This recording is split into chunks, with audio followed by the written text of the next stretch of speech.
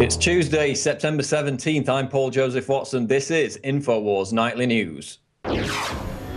Tonight, another tragedy fueled by mass murder-suicide pills. Mass shootings are hyped up to sell the public on panic, but the numbers show that mass shootings are actually down. Benghazi Gate heats up when a CIA employee refuses to be gagged. And yes, we can arm terrorists. Obama signs an order so he can transfer al-Qaeda weapons. All this and more tonight on the Infowars Nightly News. Top story tonight: was Navy Yard killer on antidepressant meds? Several indications suggest that the Navy Yard killer, Aaron Alexis, may have been taking psychiatric drugs, bringing into focus once again the clear connection between antidepressants and mass shootings. The Associated Press reports that Alexis, quote, had been treated since August by the Veterans Administration for his mental problems, which included paranoia, sleep disorder, and hearing voices in his head.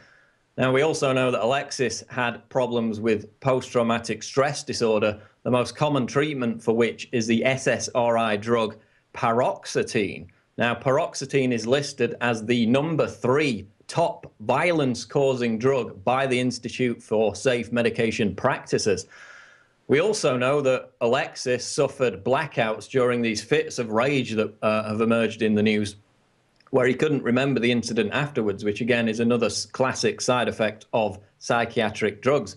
We also know that the shooter had anger management issues, and again, SSRI drugs, including paroxetine, Prozac, and Zoloft, are absolutely routine prescriptions in terms of treating anger management. So, whereas it's not been completely confirmed, everything suggests that he was on these meds. Now, it took 9 months to confirm that James Holmes, the Batman shooter, was on Zoloft, which of course was the same drug that Eric Harris was on before Columbine.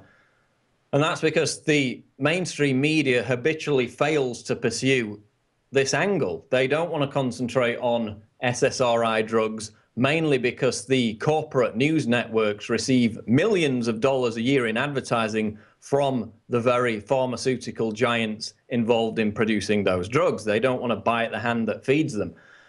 But now it's coming clear that Alexis, this mass shooter, was on this medication. It's yet to be confirmed. But again, 90% of school shooters were on these drugs.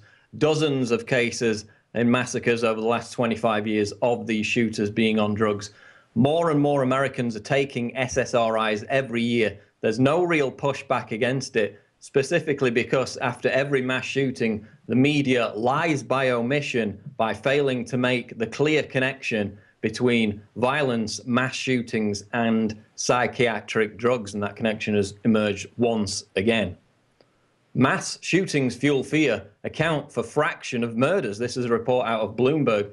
Mass U.S. shootings, such as the bloody rampage at the Washington Navy Yard, spur safety concerns and garner intense media attention while statistically accounting for few of the total murders reported worldwide. So in this article, which breaks down the research of James Allen Fox, a professor of criminology at Boston's Northeastern University, documents that there is no recent epidemic of mass shootings in the United States, and that the fraction, the percentage of mass shootings in terms of murders is extremely small. Now, again, it's perception over reality. The mainstream media's obsession over these incidents, again, in relation to their gun control agenda, manipulates Americans into thinking they're becoming more commonplace. Same with gun crime. Violent crime is decreasing rapidly in the United States. Gun homicides in the US are down 49% since 1993, according to the Justice Department's own figures. But because the political establishment has organized this agenda to eviscerate the Second Amendment, it relies on the corporate press to provide the emotional theater necessary to elicit support from the American people for gun control, support which would be far lower if Americans were cognizant of the actual facts. Now, while on the subject of the Second Amendment, we're going to go to a report by Gigi Erneta about Maryland's attempt to secede from the Union to escape high taxes and draconian gun laws. Here it is. add Maryland to the list of states that have counties in them that want to form their own state. It's the race for the 51st state. Maryland is dominated by politicians imposing lofty taxes that profit the bigger cities, leaving Western Maryland to foot the bill with little in return. Much like Colorado and Southeast California, Western Maryland's traditional lifestyles aren't reflected in the political leadership, hence tipping the state laws to benefit the enlarged, lethargic government. I mean, we don't need a big one-size-fits-all policy here. And after decades of what I would call oppressive and abusive treatment from Annapolis, Maryland, the people in the 5 western counties are sick and tired. Earlier this year, Infowars reported on counties in Colorado that were in line for secession. In those counties, there was Weld, Sedgwick, Phillips, Washington, Kit Carson, Yuma, Morgan, and Cheyenne counties. They've all expressed being a part of a new northern Colorado, mainly because of recent changes to the gun laws and the push of renewable energy standards that the rural areas could not fiscally sustain. Note that recently in Colorado, 2 lawmakers were ousted out because of their strict gun laws, so the people in Colorado had their voice heard. In Northern California, they're talking about creating a state called Jefferson. Inclusive of Jefferson would be the rural counties of Northern California and Southern Oregon. Exhausted from an overbearing centralized government, the counties are pushing back so they can be free from the suffocating regulations of the government, especially the direct attack on their water rights. In a couple of these states, the changes on gun laws encroached on the citizens' Second Amendment rights, and in every case, there was opposition to oppressive regulations, skewed priorities, and resource grabs that emanate from detached bureaucrats in the state capitol. And here's a look at how the Congress sees it. We have a situation where this country has been driven by the Tea Party for the last number of years. When I was in school, I studied government, and I learned about the anarchists. Now, they were different than the Tea Party because they were violent, but they were anarchists because they did not believe in government at any level, and they acknowledged it. The Tea Party kind of hides that. They don't say we're against government, but that's what it all amounts to. They're not doing physically destructive things to buildings and people, but they are doing everything they can to throw a monkey wrench into any form of government, whether it's local, whether it's state or federal government. That's what it's all about. And so anything they can do to throw a monkey wrench in the wheels of government, they're happy doing that. So if you stand up for what is good for we the people against an overpaid, bloated, lethargic government that whips the people with their regulations that they don't even abide by themselves or even read, for example, Obamacare, then you're a terrible, non-violent anarchist Tea Party member. The government needs to be on a regulations diet. The fight for the title of 51st state has created a trend, a massive wave of resistance to tyranny that could absolutely foil Agenda 21 and cut off the tentacles of this lecherous globalist machine. The Telegraph reports Aaron Alexis, Washington Navy Yard gunman, obsessed with violent video games. The Washington Navy Yard gunman Aaron Alexis played violent video games, including Call of Duty, for up to 16 hours at a time, and friends believe it could have pushed him towards becoming a mass murderer. They've got quotes from his friends in this article saying, "I think games might be what pushed him that way." Now, as we talked about earlier today on the Alex Jones Show, the usual response whenever I raise this issue of video games and mass shootings is, you know, I play violent video games. I'm not a mass murderer. Millions of people play video games worldwide. They're not all violent. But that's not the issue. The question that we're asking is, does an obsession with violent video games make it more likely for an already unstable person to cause violence, especially in connection, in addition to these SSRI drugs that we just talked about? Now, to be fair, most of the actual studies have not found a relationship between video games and actual violence generally in society.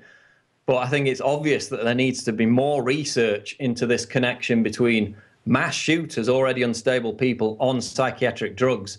You know, Anders Breivik, Harrison Kleinbold, Adam Lanza, now the Navy shooter, all obsessed with violent video games.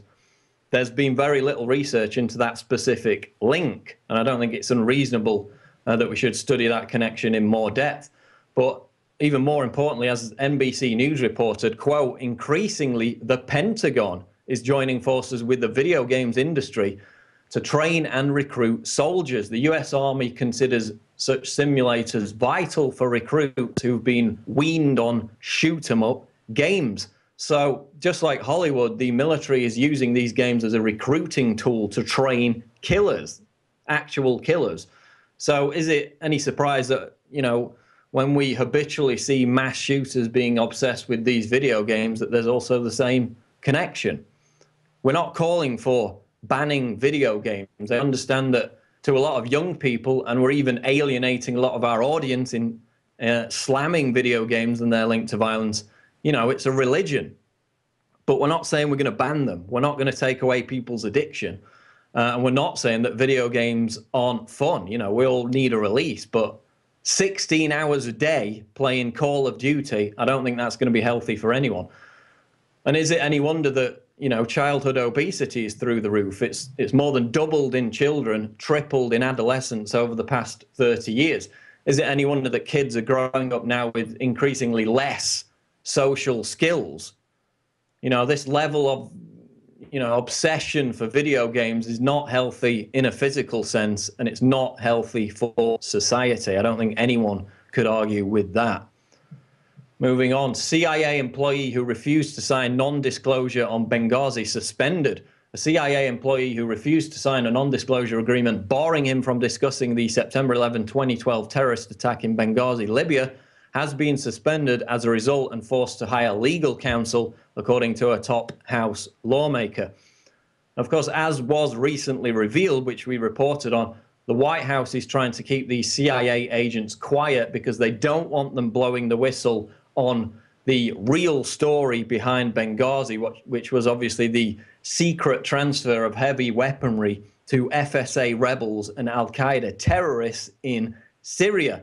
So we're being told by the Obama administration to believe them on intelligence that proves Assad was behind a chemical weapons attack in Syria, simply because, as John Kerry said, we know, while the administration simultaneously blocks CIA agents in Benghazi from telling the truth about weapons transfers to Syria by subjecting them to these forced polygraph tests on a routine basis.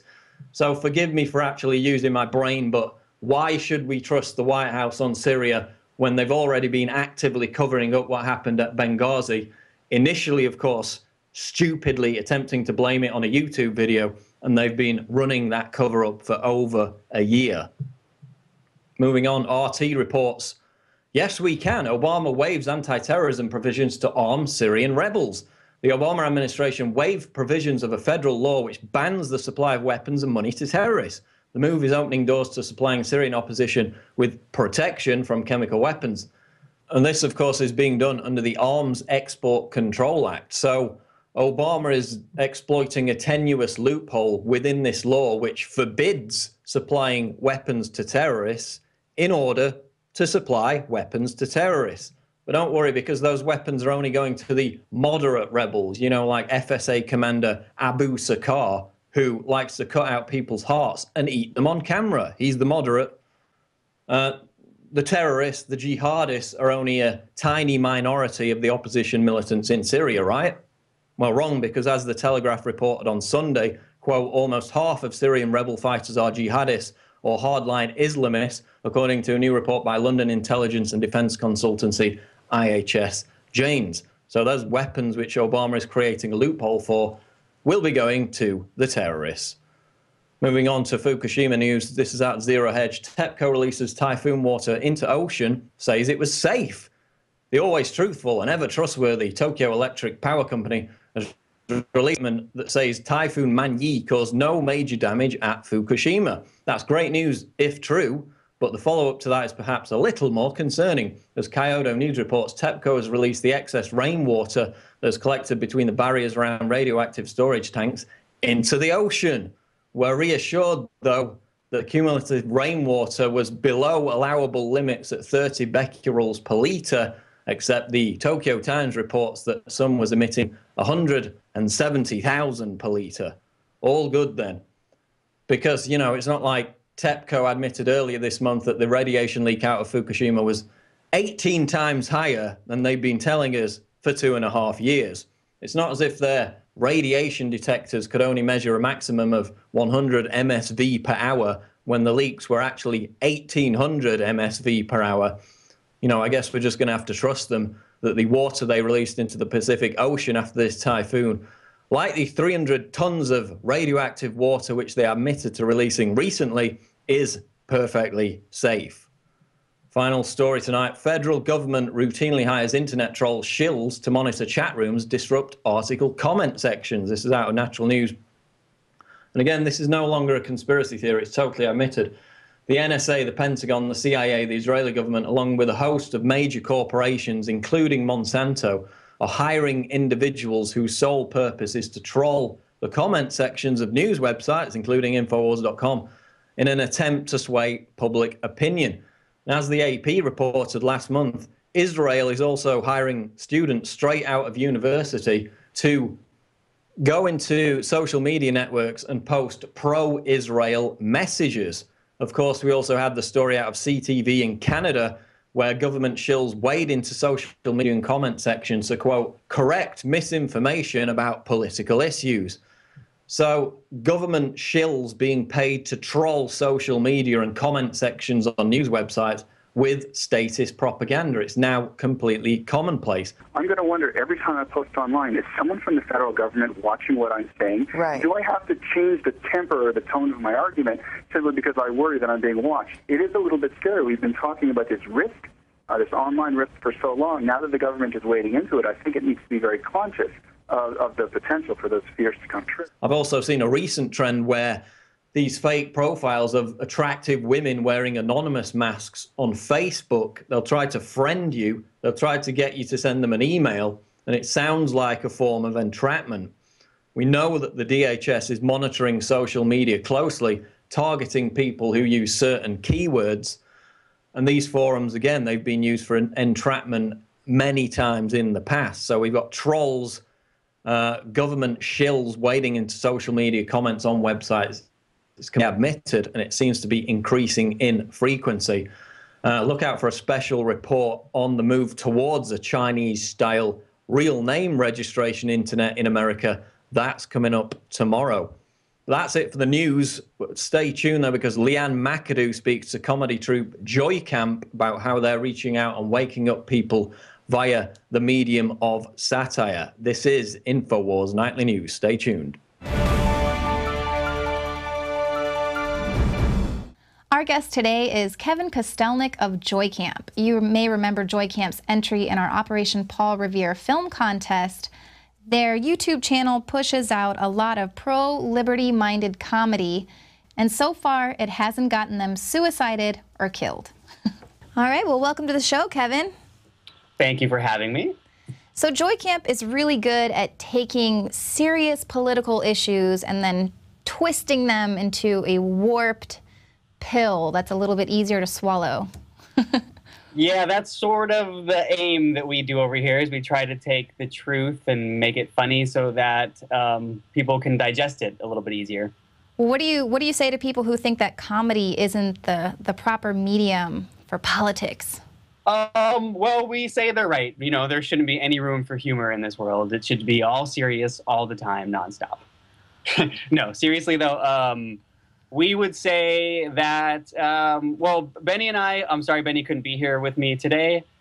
He sends his hellos to all of you, but we're big fans of Manly P. Hall, and Manly P. Hall has a great understanding of it. He says that there can be no great philosophy of life without a sense of humor, and there can be no sense of humor without a great philosophy of life.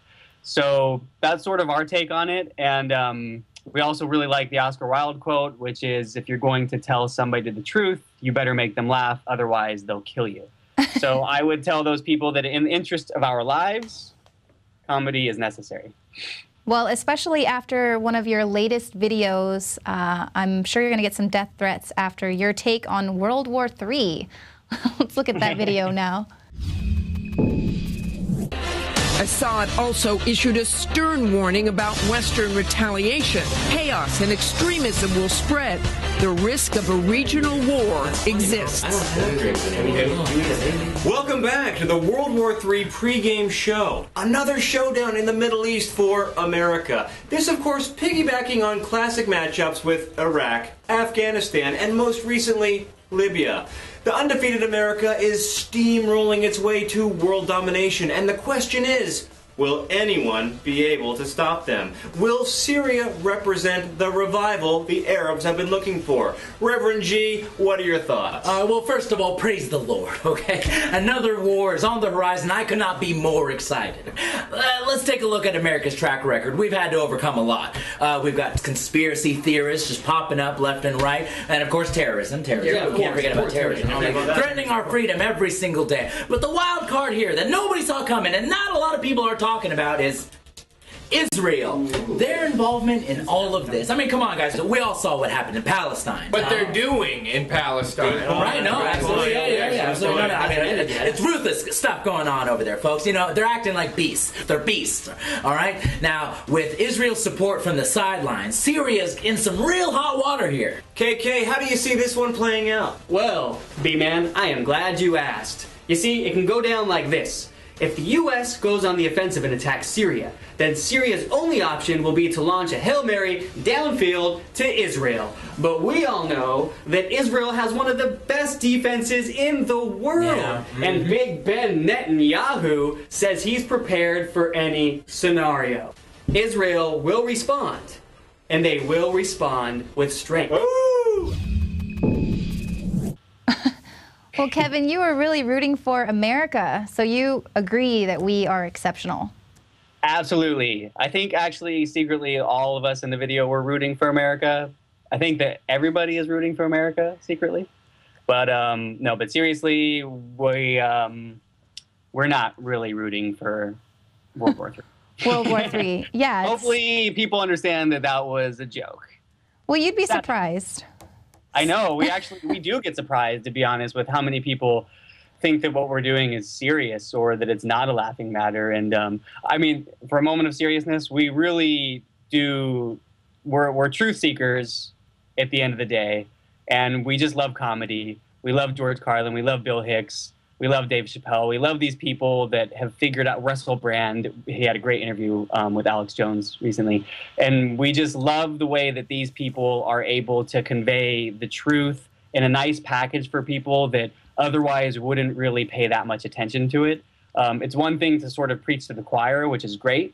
Our videos give a sense of relief. We offer a sense of relief to people who are aware of these subjects, but to other people, like people of my family and people that we're friends with, this is a great way to enlighten them about a subject and make them laugh at the same time. Because we've realized that once you make somebody laugh, their guard is down. And at that point, you can pretty much plant the seed of truth. And then you just kind of let the rest work itself out. And hopefully they'll let that seed grow and nurture inside of them. And that's about as much as we can do.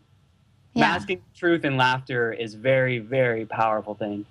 Definitely. It gets really heavy sometimes in the news studio, so sometimes it's nice to be able to lighten the mood. Oh, I agree. Somebody wrote us recently on Facebook. They told us that they go to, Infowars and Red Ice and all these other websites to get their information, to get the real information, and then they come over to Joycamp to get a little sense of balance in their life. They digest a lot of really intense information, and they have to find some type of relief, some type of outlet. So at Joycamp, that's really what we're offering. Beyond spreading the information to people who might not otherwise be all about it, we also offer this sort of sense of relief and balance for people that are all about it. So how do you guys narrow down the conspiracies? There's so much material to work with. How do you pick the conspiracy of the day? Honestly, well, we have a whiteboard in our living room which is like our Joycamp studios, where we film almost everything here in Los Angeles. And anytime we come up with an idea, we usually jot it down. We're trying to be better about being more timely, because we understand that people generally share things on their sites when it fits in the news cycle. But every now and then we just can't help ourselves when we come up with some ridiculously silly idea that we have to do. And the sort of like the bittersweet, fortunate and unfortunate thing about being in the realm of conspiracies is that there is an endless supply of them, because there's always something in the news cycle every day that needs to be, that attention, a flashlight needs to be shined on it. And sometimes it's just so ridiculous that honestly, I feel like our best sketches kind of write themselves. So something pops up in the news cycle, it's unavoidable. We can't tackle everything, so we sort of pick and choose, and then it happens organically. We just sit down, start writing, and a couple days later we got a video.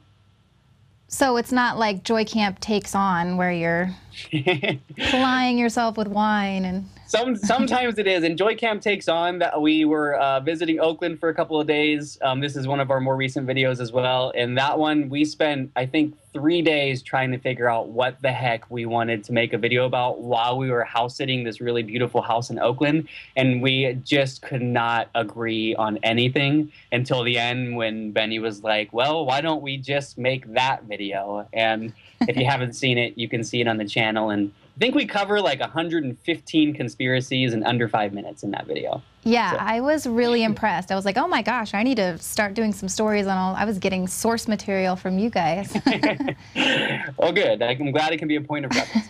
Well, so you actually tackle something that's very newsworthy in your latest video, the iPhone 5 NSA, which is hilarious that people don't get it, that their biometric data is being stored in this phone, and it's cool, it's my thumbprint, and you guys really nailed it with that video.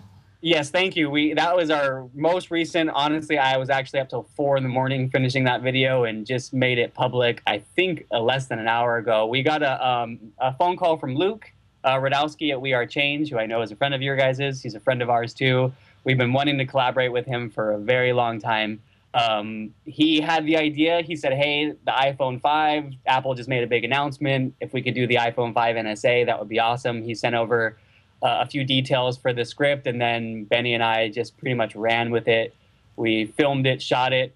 We pretty much wrote it, filmed it, shot it, edited it in a weekend, and we just published it today. And it looks like it's doing well. So it's on our channel, youtube.com/thejoycamp.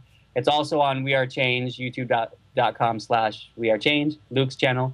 And it looks like it's doing pretty well right now. So well, we actually have it queued up to play a clip of it on our channel right now. iPhone 5 NSA uses speech recognition technology, so you don't have to bother yourself with remembering things or consulting your brain for any information ever again. Just ask it for the time, the day of the week, what your name is, sports scores, anything, really. You can ask it anything. It puts your brain in your hand and into our database. We've also developed what we like to call blackout technology, which allows authorities to block video and photos whenever they feel your security is in danger. For instance, if a political rally is ambushed by a conspiracy theorist demanding answers, the police can black out every phone in the crowd, so his questions are never heard or seen by anyone. Reporters, do your job, please. Ask some questions. And once he's silenced and his coordinates are locked in, iPhone 5 NSA takes care of the rest. Just a question, man. How are we supposed to know the truth when we can't even ask a question?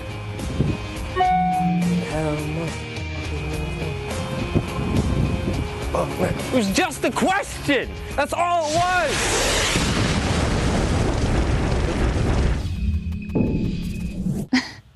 So Kevin, what do you think about the fact that you can make these videos, you're kind of making fun of what's happening, but probably in about 6 months we're going to find out that it's actually true and they really are using our data like this?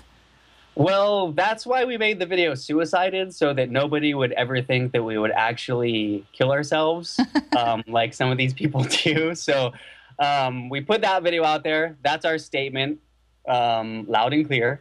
But honestly, the process is cathartic for us. I think we get so wrapped up in finding out the truth behind things, that it kind of builds up in us. And to be able to take it and turn it into something light, something that we can laugh about and share with other people, and hopefully get other people to laugh and think about it too.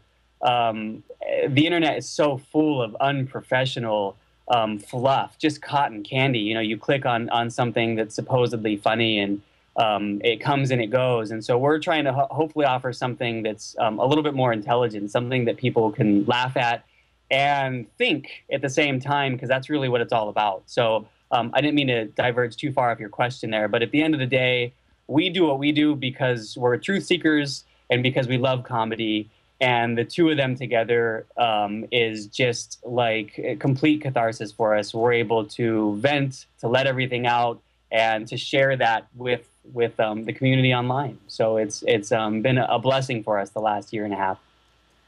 Well, one of your YouTube viewers asked a question on your video. Gary Dupree, he asks, is Joycamp better than FEMA camp? And if so, how much do you guys charge for re-education? Well, luckily, Gary, admission into Joycamp is free of charge. You don't have to be rich or famous to be a part of it, because we certainly aren't. Yeah, I would certainly hope that Joycamp would be a little bit better than FEMA camp. Let's hope so anyways. I guess we'll see. Do you guys have, you know, storable food and blankets and everything? Because that's... Man, we try to be cautious and prepared, but not to be overly cautious and overly prepared. Yeah, because it's good to be prepared, but to live in fear every day of your life is not something that we want to subscribe to. We much prefer laughing versus being afraid of the world that we live in. Hopefully that's self-explanatory in our videos. Well, then FEMA camp wins. FEMA camp definitely wins. At the end of the day, Joycamp stands. In fact, I think what we're going to do is switch over to Boy Camp pretty soon. Nice. So you can forget about FEMA camp. You forget about Joycamp. Just go with Boy Camp. Lots of, is that like the... That's an all-boys camp. No girls allowed in that camp. So I'm sorry, but no boys allowed. I mean, no girls allowed, only boys. See, now I'm confusing myself. It sounds like the Bohemian Grove. Exactly.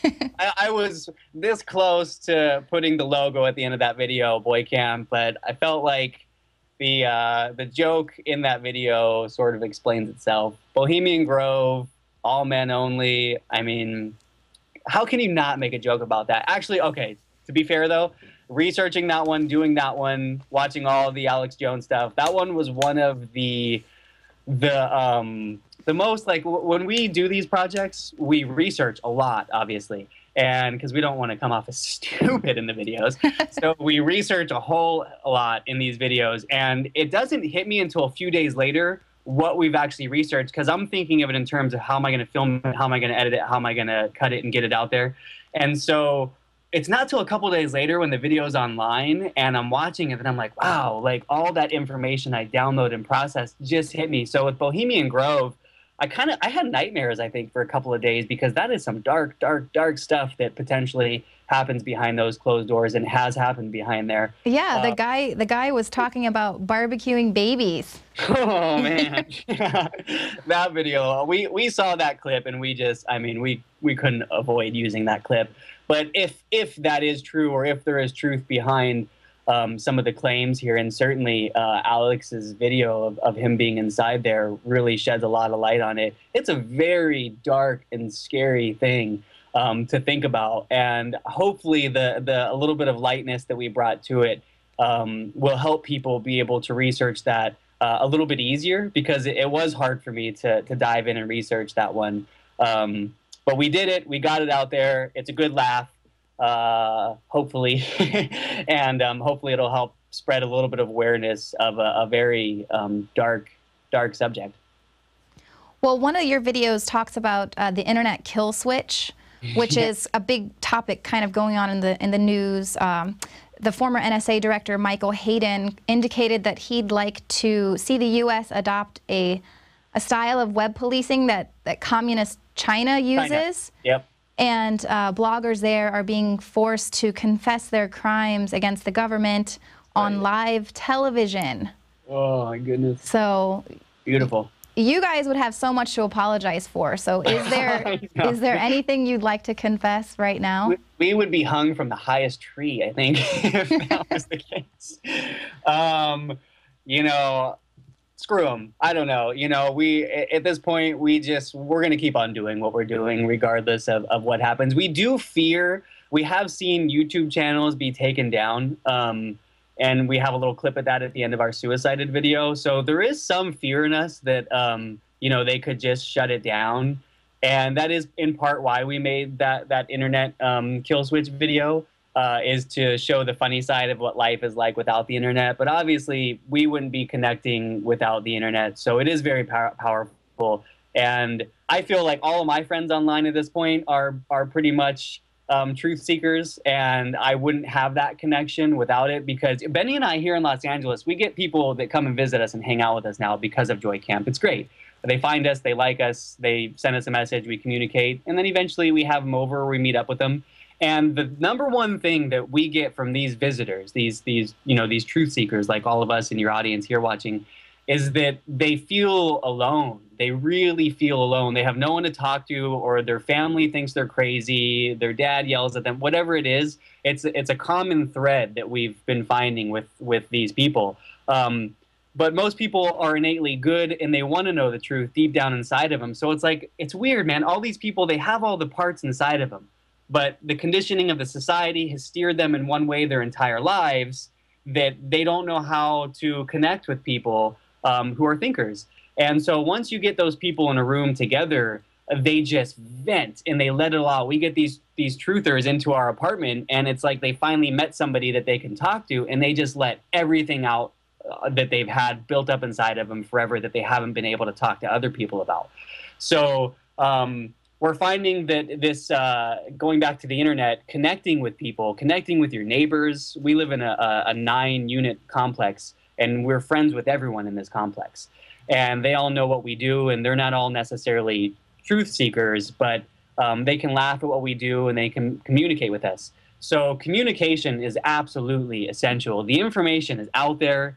Sources like Infowars and other people are putting it out there, but communicating that information to people, to the mass audience, is really what we think is crucial at this stage.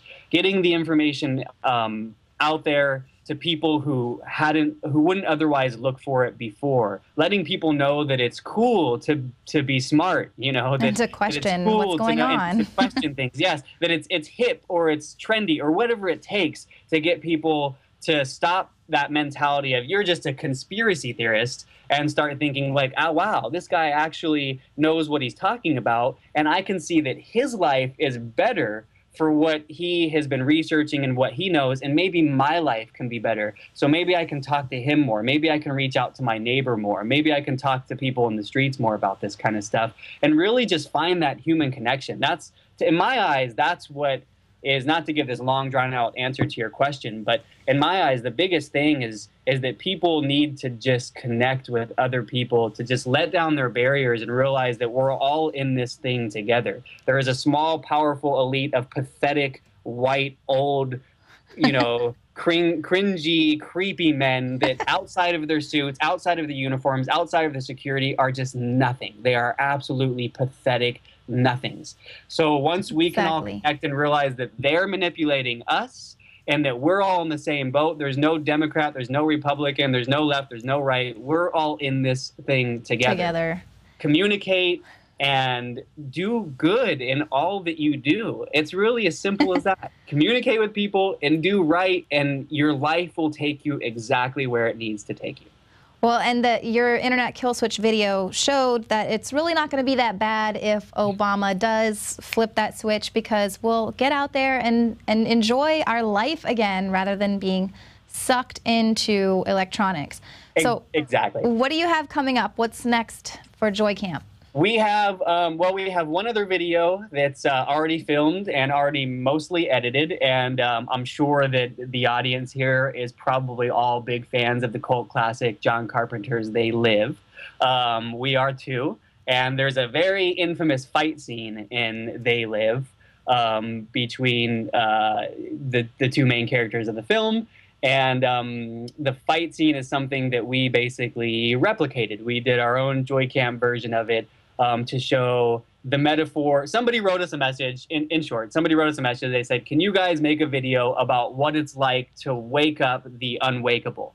So we created this fight scene from They Live, recreated, I should say. And that should be out in the next week or two, ideally. And it's very funny. And I think that your audience here will get a good kick out of it. Well, I cannot wait to get that email because, yes, I am subscribed to your channel. Awesome.